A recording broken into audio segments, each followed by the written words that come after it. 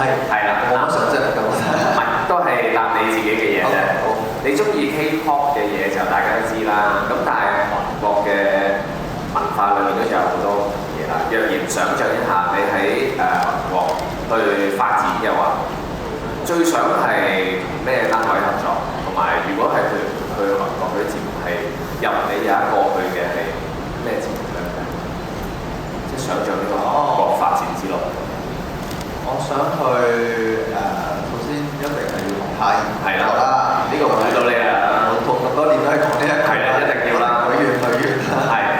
跟住如果去嘅話，就會想去 Running Man。我以為你話牡丹咧，而家好紅嗰個，即係嗰個啲戀愛綜藝。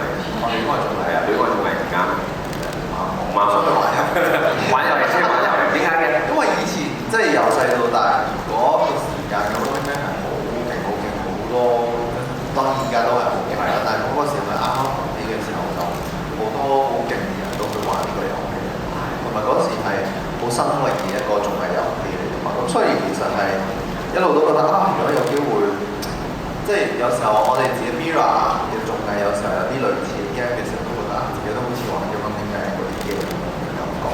咁你係邊類型嘅選手咧？你係勁跑，即係應該係肌肉擔當啦。你都係我哋力量擔當。而家興啊 Lean 啊，即係咧係仔好大嘅 volume，但係超有力。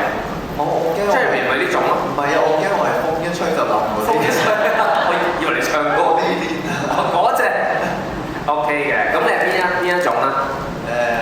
智慧型啦。智慧型。係啊。即係用腦決定一切。係希望啦。希望啊。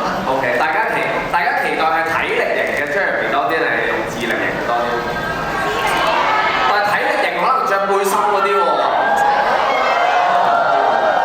咁可能係佢哋係希望係體力，但係都有智慧嘅，智慧與力量並重咁可以朝呢個方向進發。OK，咁期待喺未來未必係韓國嘅，如果香港有機會都好啊。